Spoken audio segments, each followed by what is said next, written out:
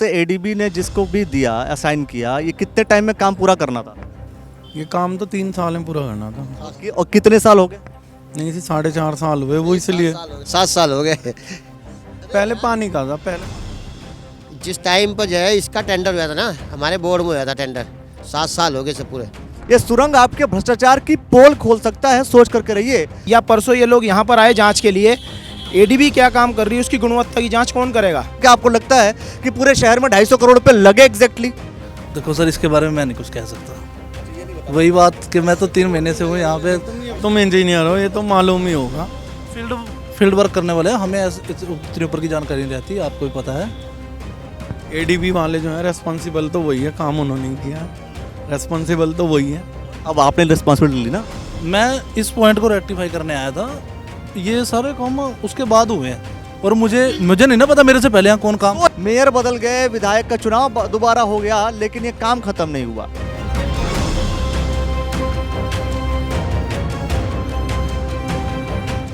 आप लोग टैक्स क्यों देते हैं? मैं आपसे पूछ रहा हूं कि आप लोग टैक्स क्यों देते हैं? टैक्स इसलिए देते हैं ताकि आपकी व्यवस्थाओं को अच्छा किया जा सके, आपके लिए अच्छी व्यवस्थाएं डेवलप की जा सके।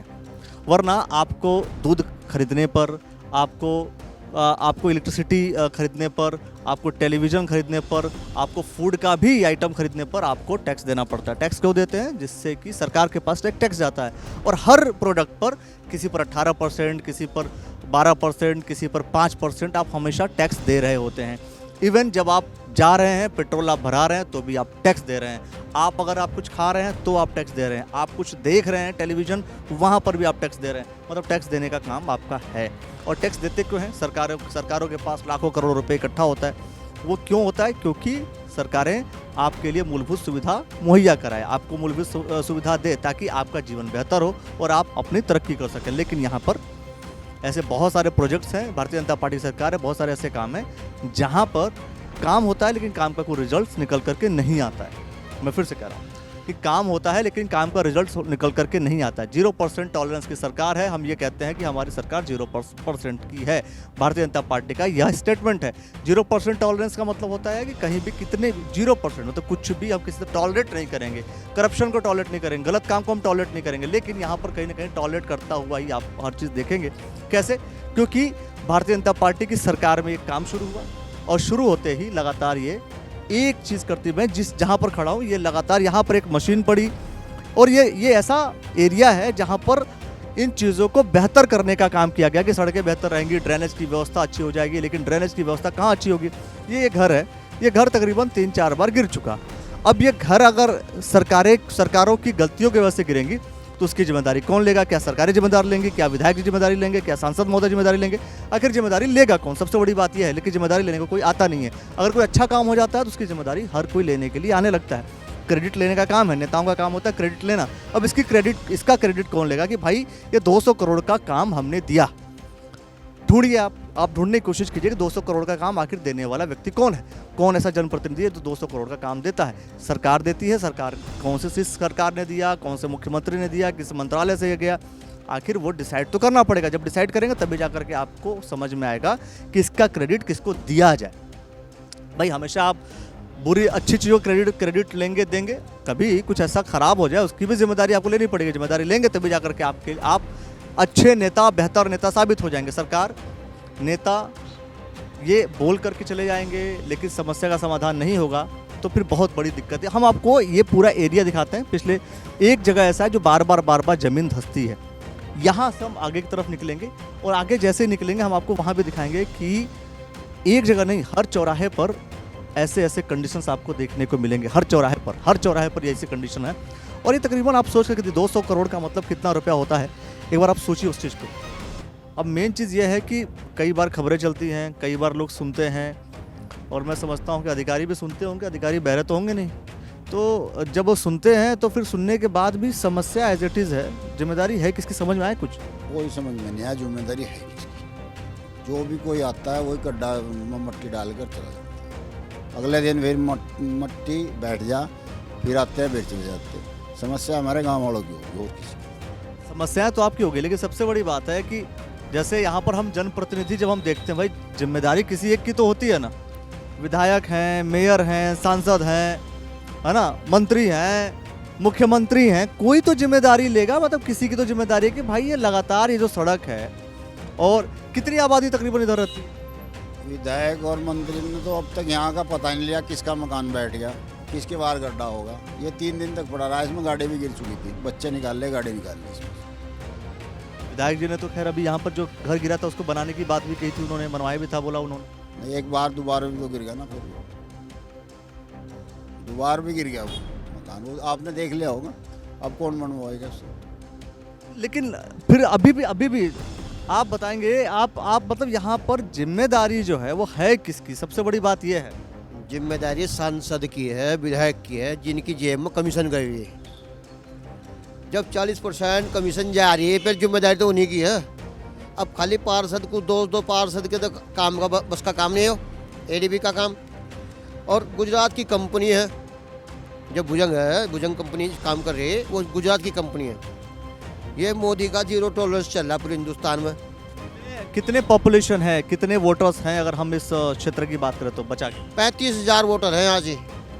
और विधायक को भी पता है, विधायक को पता, जिस टाइम चुनाव आवा उस टाइम तो उन्होंने कहा बस गणेशपुर पर फोकस कर लो, हम जीत जाएंगे, क्योंकि उसकी मेन जीत जो है गणेशपुर से है। ये सोचने वाली बात है दोस्तों। मैं ये एक ज़रूर कहूँगा कि देखिए 0% टॉलरेंस की बात करती हैं, और यहाँ तक कि नरेंद्र मोदी भी कहते हैं 0% की सरकार है हमारी, अमित शाह जी कहते हैं 0% की 0% टॉलरेंस की सरकार हमारी है। ये 0% टॉलरेंस की सरकार किस तरीके की है जिस सड़क पर आज हम खड़े हैं?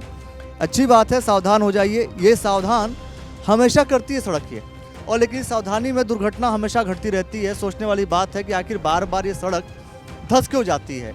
जहाँ पर भी ये कार्य किए गए हैं, सरकारों ने जहाँ पर भी काम किया है, रुड़की विधानसभा का जिक्र कर रहा हूँ, रुड़की नगर निगम का जिक्र कर रहा हूँ, हरिद्वार संसदीय क्षेत्र की बात कर रहा हूँ, इस क्षेत्र में ये गणेशपुर एरिया है, उस गणेशपुर में लगातार सड़क गिर जाती है। सड़क धंसती क्यों है, सड़क गिरती क्यों है? उसके पीछे का कारण, मेन कारण यह है क्योंकि यहाँ पर काम हुआ है, यहाँ पर विकास का काम हुआ। विकास का काम ऐसा है कि बार बार ढह जा रही है। तो जिम्मेदारी किसकी है? तकरीबन एशियन डेवलपमेंट बैंक ने 200 करोड़ के आसपास का पूरा यहाँ का बजट था, और यह बजट किस तरीके से यूटिलाइज किया गया कि पिछले कितने सालों से मेयर बदल गए, विधायक का चुनाव दोबारा हो गया, लेकिन ये काम खत्म नहीं हुआ। ये काम खत्म नहीं हुआ। सोचने वाली बात, ये काम, आप इधर आ जाएंगे जरा, मैं ये जानना चाहूँगा कि काम जो है ये तकरीबन कितने टाइम से काम चल रहा है? से 6-7 साल हो गए। 6-7 साल में वहीं ढाक के 3 के पात हैं। ये पिछले 6-7 साल से इन लोगों ने वहाँ से लेकर यहाँ तक जो सीवर लाइन डाली है, इसका कोई भी मुझे नहीं लगता कि कोई टेक्निकल पहलू इन्होंने ध्यान में रखा होगा। पूरी तरीके से ना कोई इनका इंजीनियर मैंने आज तक यहाँ विजिट करते हुए देखा है। कभी ना इन्होंने यहाँ सर्वे किया कि किस तरीके से यहाँ से वहाँ तक लाइन डलेगी। बस मशीन लेकर आए और लग गए खोदने के लिए। वो मशीन कहाँ से कहाँ तक खोद रही है, किधर गड्ढा बना रही है, किसी को नहीं पता। वहाँ पर आप पहले ही कैजुअलिटी देख चुके हैं, वो 2-3 मकान बिल्कुल नेस्ता नाबूद हो चुके हैं, और अब इनका नंबर चल रहा है। यहाँ से अचानक से ये सड़क बैठ गई है। अगर सपोज़ कीजिए यहाँ पर कोई ट्रक भी जा रहा होता है या कोई गाड़ी जा रही होती है, वो पूरी की पूरी इसमें पूरे मलबे में धंस चुकी होती है अब तक। तो अभी तक इस मामले में शासन प्रशासन का तो ढिलाई रवैया नज़र आ रहा है। ऐसा कोई उन्होंने अभी तक ऐसे ही सीवेज प्लान का जो इन्होंने प्लान किया है, वो नीचे लंबी लंबी सुरंग बना रखी है, लेकिन उस सुरंग का कोई इस्तेमाल नहीं। पता नहीं, पाइप तो डाल रखा है इन्होंने, लेकिन वो किधर से आ रहा है, कैसे आ रहा है, कितने गहरे पे खुदा हुआ है, ये हमें किसी को नहीं पता। प्रोजेक्ट तकरीबन, मैं फिर से बता रहा हूँ, 200 करोड़ का प्रोजेक्ट तकरीबन, और 248 करोड़ का प्रोजेक्ट है। रुड़की शहर में अब से 50 साल पहले भी सीवर लाइन डली हुई, लेकिन जिस तकनीक को ये लेकर आए ना, जो टीवी में दिखा पूरी गाड़ी जो है गड्ढे में बैठ गई, गिर गई, तो वही हाल यहाँ भी होना है। सोचने वाली बात, जब टेक्नोलॉजी लेकर के आए आप, और टेक्नोलॉजी से तो चीज़ें बेहतर होती हैं, और बेहतर होने की बजाय जनजीवन जो है अस्त व्यस्त हो रहा है, और यहाँ पर इस तरीके से फंस जाना, गाड़ियों का गिर जाना और घरों का गिरना, ये कौन सी टेक्नोलॉजी का आप नमूना पेश करना चाहते हैं, ये समझ में नहीं आ रहा है। लेकिन सबसे बड़ी बात है दोस्तों, ये बात पुष्कर सिंह धामी को भी सोचनी पड़ेगी कि सरकार आपकी है, और भारतीय जनता पार्टी के यहाँ पर विधायक हैं, और यहाँ पर सांसद भारतीय जनता पार्टी के हैं, मेयर यहाँ पर हैं, इतने 3 जनप्रतिनिधियों के होने के बावजूद अगर ऐसी स्थितियाँ होती हैं, तो प्रश्न चिन्ह कहीं ना कहीं आपके ऊपर खड़ा हो जाता है कि आप किस तरीके से अपने उन जनप्रतिनिधियों से काम करवा रहे हैं जो आपके लिए वो सहयोगी साबित होंगे। क्या विधायक सांसद इस तरीके से आपके लिए सहयोगी सांसद होंगे कि इस तरीके से सुरंग बना दिए जाते हैं, इस तरीके से सुरंग बन जाती है, बड़े बड़े गड्ढे हो जाते हैं और ये सुरंग आपके भ्रष्टाचार की पोल खोल सकता है। सोच करके रहिए।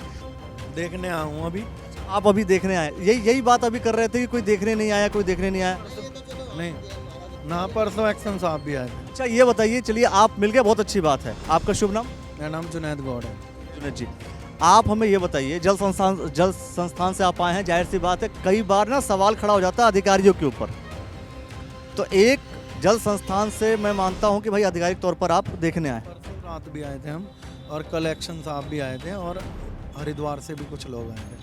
ठीक है, संख्या मैं 2 4 5 लोगों की और बढ़ा देता हूँ, जितने लोग का नाम लेना चाहते हैं आप ले सकते हैं। लेकिन सवाल यही है कि ये जिम्मेदारी है किसकी, जो कि बार बार सड़कें गिरती हैं, वहाँ भी गिरी, यहाँ भी गिरी, तो जिम्मेदारी है किसकी? जिम्मेदारी तो देखिए एडीबी की है, इन्होंने काम किया था। लेकिन कल एक्शन साहब आए थे, जब ये पूरा चेक किया था, ये अच्छी तरह रिफिलिंग नहीं हो रखी थी। इन्हें कुछ इंस्ट्रक्शन दिए थे कि इसकी पहले सही तरह रिफिलिंग करके उसके बाद ही कुछ करेंगे। तो जिम्मेदारी एडीबी की? एडीबी की, क्योंकि काम उन्होंने किया है और जो कमियां हैं वो पूरी करने का उन्हें करनी। एडीबी वाले ठीक क्यों नहीं करते? अब ये सोच करके देखिए, जब आप जल संस्थान के किसी व्यक्ति से बात करेंगे वो एडीबी पे टालेंगे, एडीबी वालों को बोलेंगे कहीं और टालेंगे, ऐसा होता है? ऐसा बिल्कुल नहीं है, ऐसा नहीं है, क्योंकि ये योजना जो है ना, इसका निर्माण एडीबी के थ्रू हुआ। एडीबी, एशियन डेवलपमेंट बैंक ने तो पैसा दिया, काम करने वाला कौन है? पीआईयू है, पीआईयू वो एडीबी का ही पीआईयू है जो उसने काम किया है, और ये बुगन कंपनी इन्होंने किया। और इनके कोई भी काम होता है उसमें 1 साल तक जो प्रॉब्लम होती है, जो भी कमी आती है, आपको पता है कॉन्ट्रैक्ट में, वो पूरी करनी होती है। कितने टाइम में एशियन डेवलपमेंट मतलब एडीबी ने जिसको भी दिया, असाइन किया, ये कितने टाइम में काम पूरा करना था? ये काम तो 3 साल में पूरा करना था। और कितने साल हो गए? नहीं, 4.5 साल हुए, वो इसलिए 7 साल हो गए। पहले पानी का था, पहले जिस टाइम पर जो है इसका टेंडर हुआ था ना, हमारे बोर्ड में हुआ था टेंडर, 7 साल हो गए से पूरे। एनओसी वगैरह में उसमें टाइम लग रहा था ना। 7 और 4.5 की बात छोड़ देते हैं, 5 साल में एक पीढ़ी निकल जाती है, 8वीं का बच्चा बीटेक कर लेता है। ठीक है, उस पूरी पीढ़ी को आप क्या देने लग रहे हैं? खुदी हुई सड़कें देने लग रहे हैं आप। ठीक है, दूसरी बात यह है कि आज या परसों ये लोग यहाँ पर आए जांच के लिए, एडीबी क्या काम कर रही है उसकी गुणवत्ता की जांच कौन करेगा?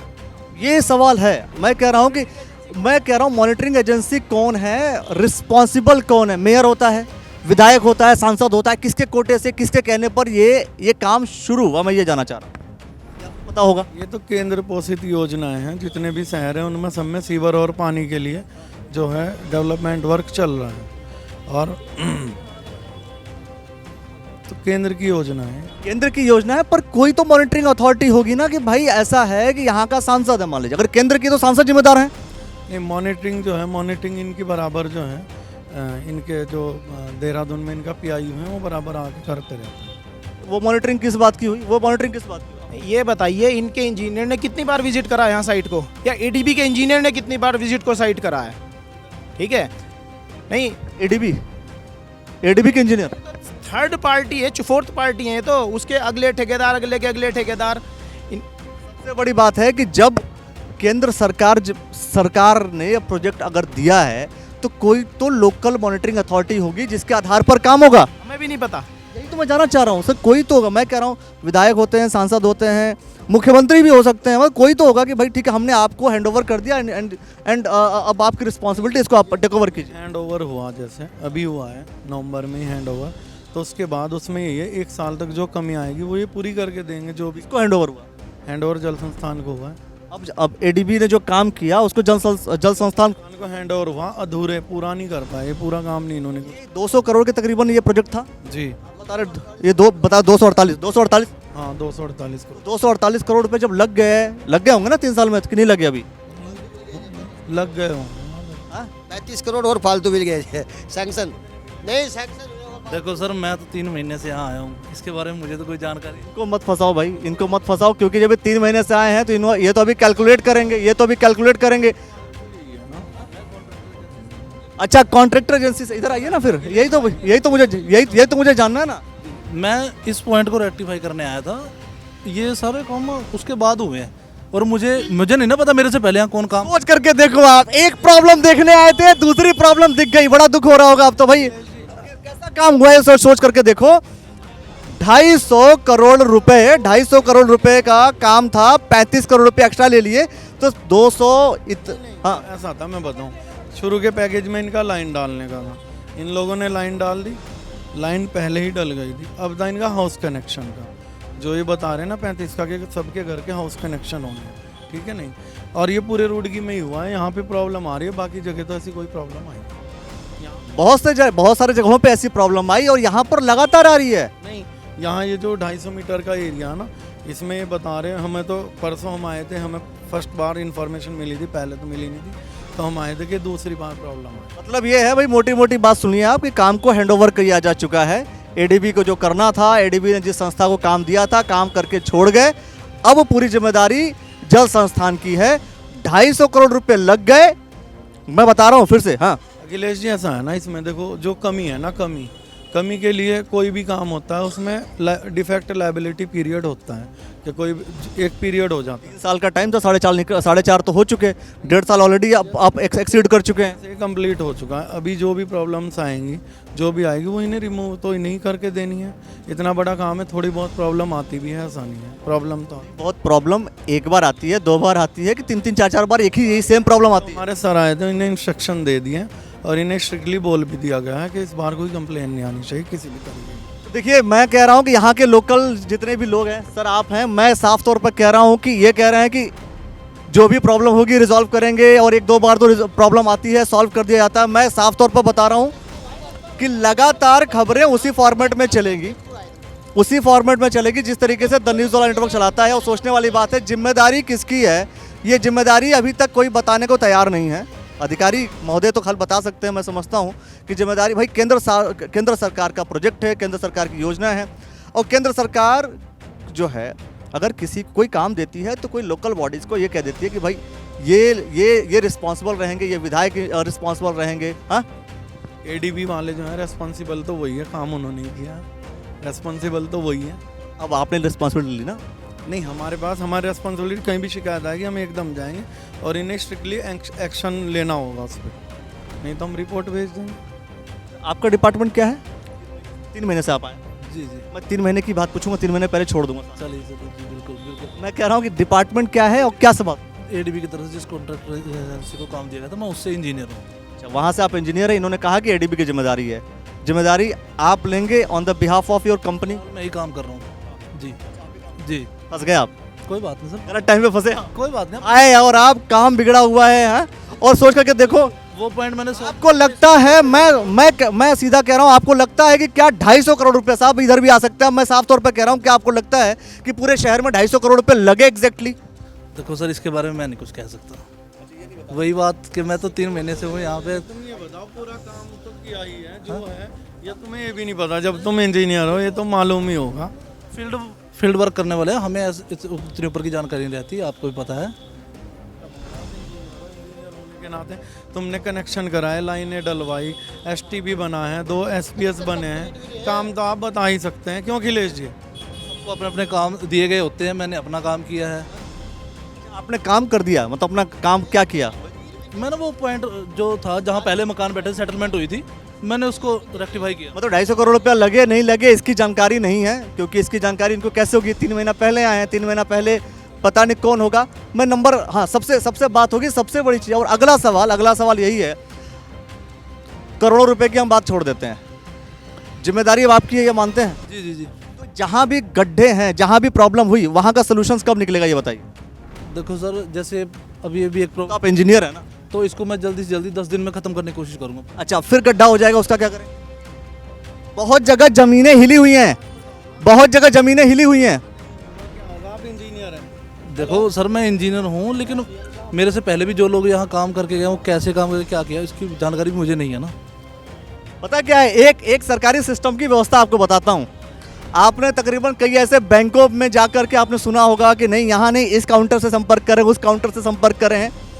आप किसी भी सिस्टम में चले जाएं, अगर आपके ऊपर कोई आरोप लग जाता है तो उसमें एक ही जवाब आता है, इस काउंटर पर संपर्क करें। लेकिन अगर सरकार कोई अच्छा काम कर देती है तो कहते हैं कि भाई हमारे काउंटर से संपर्क करें।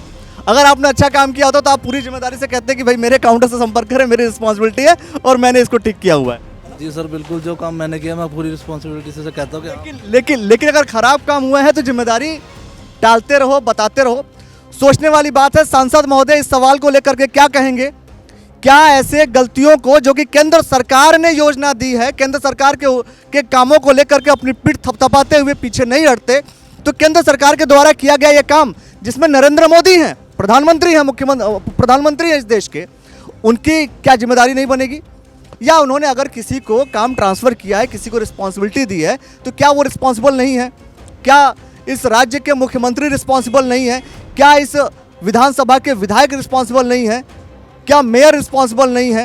ये सबसे बड़ा सवाल है जिसकी रिस्पॉन्सिबिलिटी, अरे आकर ठीक तो करो, चुपके से ठीक कर लो, चुपके से ही ठीक कर लो, मत बताओ रिस्पॉन्सिबल हम या नहीं है। कम से कम दोबारा प्रॉब्लम तो नहीं आएगी, आपके पास कोई इन्फॉर्मेशन तो नहीं जाएगी कि आपकी गलतियों का पिटारा तो नहीं खुलेगा, 0% टॉलरेंस की सरकार के ऊपर तमाचा तो नहीं पड़ेगा। ये 0% टॉलरेंस आप किस बिहाफ पे कर सकते हैं? टॉलरेंस, 0% टॉलरेंस कैसे आप कह सकते हैं इसको? अगर सरकारें वास्तव में जितना पैसा आया उतना पैसा अगर खर्च करती, कंपनियां उतना पैसा वास्तव में लगाती, तो शायद ऐसी समस्याएं तो नहीं होती, क्योंकि एस्टिमेट दिया गया होगा तो उस एस्टिमेट में तो जरूर इतनी कॉस्टिंग होती है कि भाई अगर घर गिरेगा, कोई नुकसान होगा तो उसकी भरपाई वो करेंगे। तो उसकी भरपाई उन्होंने किया क्या, नहीं किया क्या, सोचने वाली बात है और बहुत से लोगों से हम चर्चा करते रहेंगे।